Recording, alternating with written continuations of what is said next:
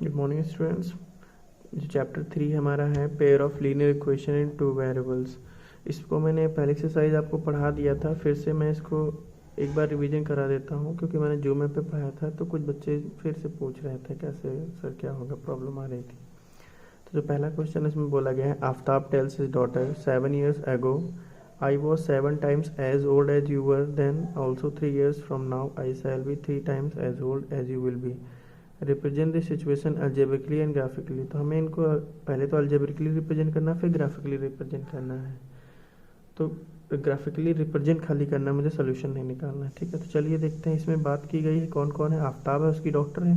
तो हमने सबसे पहले मान लिया the present, let the present age of Aftab x years and present age of daughter y years, दोनों मान लिया। केस 1 आता है। केस 1 में आफ्ताब डॉटर से बोलता है 7 years ago, तो 7 years ago की बात की जाएगा। तो आफ्ताब की अगर प्रेजेंट एज x है तो 7 years ago कितनी रही होगी, x माइनस 7। ऐसे ही डॉटर की एज कितनी हो जाएगी 7 years ago, y माइनस 7। अब क्वेश्चन में क्या बोला गया है, आफ्ताब टेल्स डॉटर, मतलब आफ्ताब इधर रहेगा, डॉटर इधर रहेगा ना।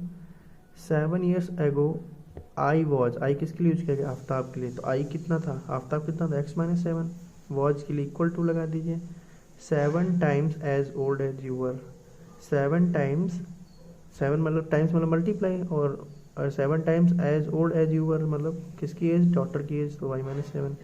इसको सिंप्लीफाई किया।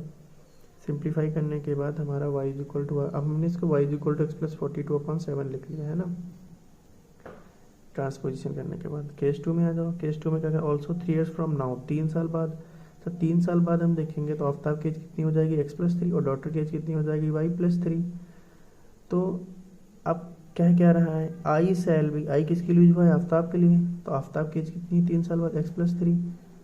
शैल बी मतलब is equal to 3 times as old as you will be, 3 times किसकी, डॉटर की एज की, मतलब y+3।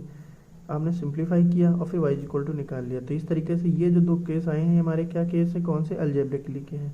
अब हमने इन्हें ग्राफिकली रिप्रेजेंट करना है। ग्राफिकली के लिए हमने पहली क्वेश्चन जो ले ली, इसमें डिफरेंट वैल्यू x की पुट करेंगे, उसकी करस्पॉन्डिंग y की वैल्यू मिलती चली जाएंगी। आपने क्लास 9th में भी पढ़ा था।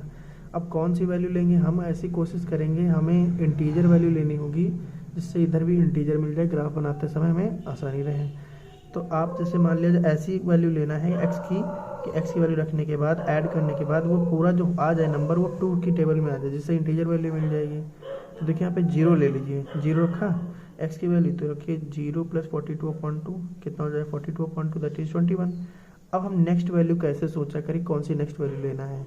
देखिए 0 लिया है और नीचे क्या लिखा है 2, तो 0 में 2 अगर ऐड कितना हो जाएगा 2, तो अब 2 हम ले लेंगे, है ना। तो देखिए 2 + 42/2 44/2, तो कितना हो गया, 22 हो गया।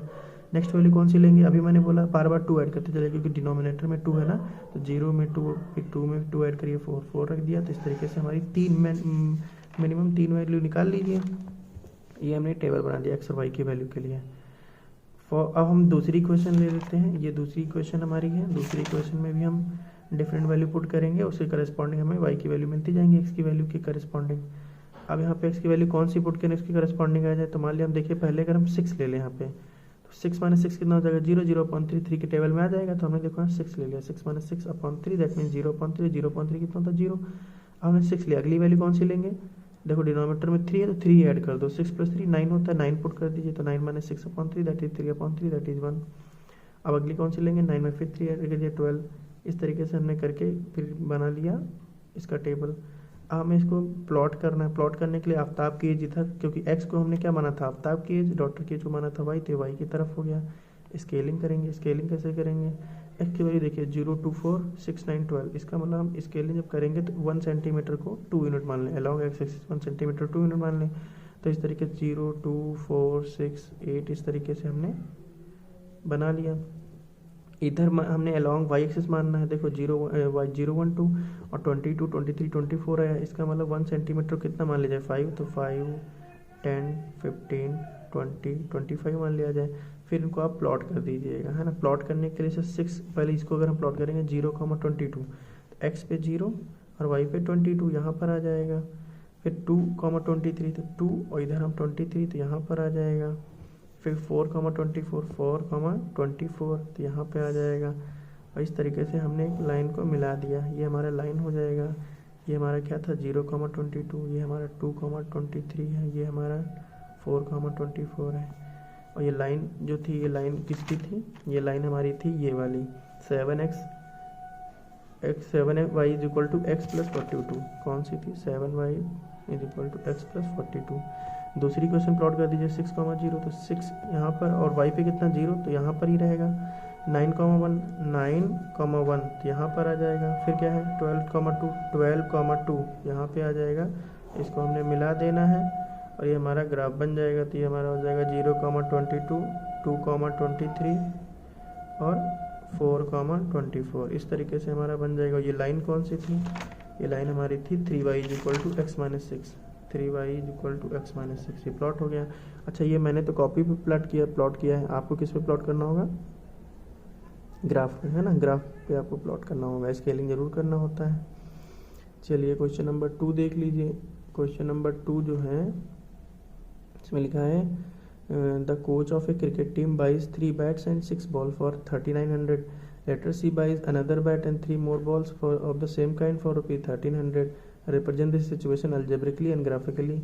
अच्छा देखिए, यहाँ पे क्रिकेट में उसमें बैट और बॉल की बात की गई। तो आप मान लीजिए कॉस्ट ऑफ 1 बॉल कितनी x है और cost of 1 ball equal to y है, केस 1।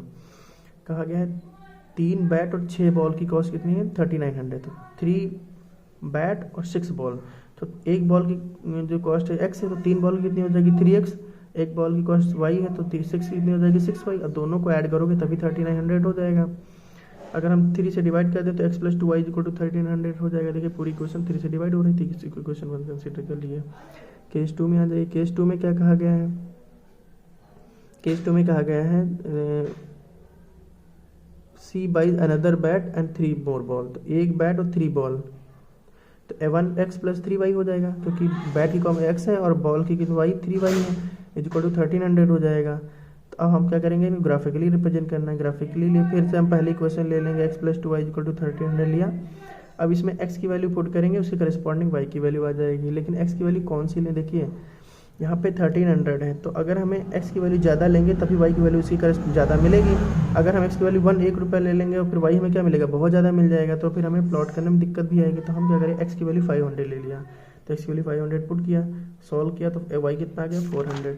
फिर x की वैल्यू मैंने 400 ले लिया, x की वैल्यू 400 पुट किया, तो 400 plus 2y equal to 1,300, solve किया तो 450 आ गया। 2 वैल्यू के लिए मैंने टेबल बना लिया। इक्वेशन 2 आ जाइए, इसमें x plus 3y equal to 1,300 दूसरी क्वेश्चन थी। इसमें हम x is equal to 400 put करेंगे। अच्छा, इसमें भी हम बड़ी बड़ी वैल्यू पुट करेंगे, तो x की वैल्यू जब हम 400 पुट करेंगे तो 400 plus 3y equal to 1,300, 3y equal to 1,300, मतलब सॉल्व कर लिया इसको, मतलब y इक्वल टू 300 आ गया। ऐसे x की वैल्यू 100 पुट करेंगे तो इसके करस्पॉन्डिंग y की वैल्यू आ गई। टेबल बनाया और इसको हम ग्राफिकली रिप्रेजेंट कर देंगे। तो ये ग्राफिकली हो गया और ये हमारे सब क्या थे, अलजेब्रिकली, है ना। तो ग्राफ बनाने के लिए फिर से हम ऐसे ही बना लेंगे। जैसे हम अगर इसका ग्राफ बनाएं तो इसमें देखिए वो x कितना 500 400, इधर x कितना 400 100, तो इसका मतलब हम स्केलिंग जब करेंगे तो 1 सेंटीमीटर को 100 यूनिट मानेंगे। ऐसे ही y के लिए देखते हैं 400 450 300 400, तो y के लिए भी हम कितना मानेंगे 1 सेंटीमीटर को 100 यूनिट, इधर हमने मान लिया। इधर कॉस्ट ऑफ बैट, इधर कॉस्ट ऑफ बॉल लिख दिया। अब हमने क्या किया, इसको प्लॉट कर दिया, प्लॉट इनके बेसिस पे कर दिया, आप कर ही लेंगे, है ना। अच्छा, उसके बाद में लास्ट क्वेश्चन है, इसमें कहा गया the cost of 2 kilogram of apples and 1 kilogram of grapes on a day was found to be 160।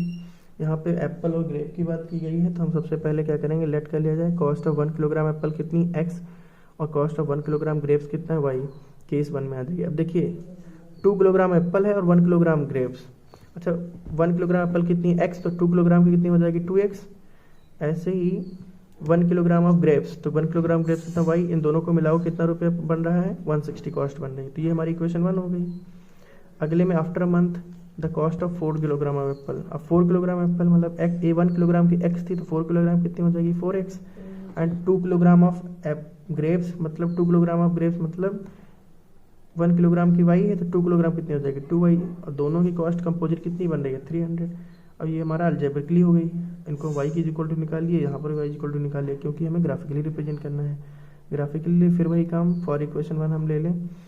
अब हमें x की वैल्यू पुट करना है, उसके करस्पॉन्डिंग y की वैल्यू मिल जाए, तो हमने x इक्वल टू 20 ले लिया, तो y की वैल्यू हमारी 120, x की वैल्यू 40 ले लिया।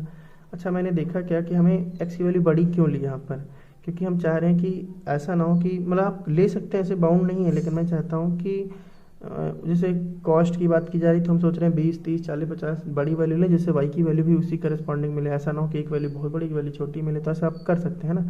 तो हमने टेबल बना लिया। ऐसे क्वेश्चन 2 ले लीजिए। क्वेश्चन 2 में क्या है, y equal to 300 minus 4x/2। इसमें हम x की वैल्यू पुट करेंगे, उसकी करस्पॉन्डिंग y की वैल्यू मिल जाएगी। तो x की वैल्यू वाले 0 पुट कर दिया है ना।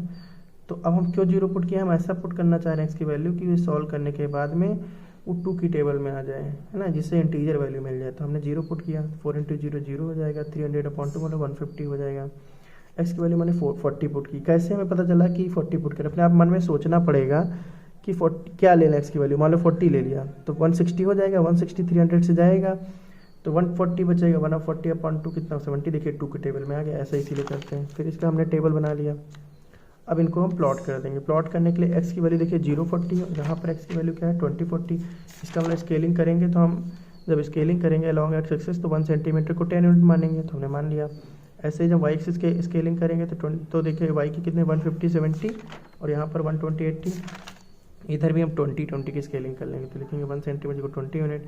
हमने स्केलिंग कर दिया। अच्छा, इधर cost of Apple, cost of grapes, फिर इनकी वैल्यू के करस्पॉन्डिंग प्लॉट कर देंगे। जिनको प्लॉट करना नहीं आता है एक बार फिर से बता देते हैं। मान लो इसी को करना है तो 0, 150, एक्स पे 0 और वाई पे 150 आ गया। फिर 40, 70, एक्स पे 40 और वाई पे 70, देखिए 70 आ गया। इसे हमने प्लॉट कर दिया। अब अगर इस लाइन को प्लॉट करना है 20, 120, देखिए एक्स पे 20 और वाई पे 120 आ गया। फिर यहाँ पर है 40, 80, 140, तो इसका मतलब 40 इधर जाएंगे और 80 वाई पे, इनको हम ज्वाइन कर देंगे, लाइन इक्वेशन बना देंगे। ये काम सब क्या किस पे होंगे, ग्राफ पेपर पे होंगे, उनको पेस्ट कर देना है।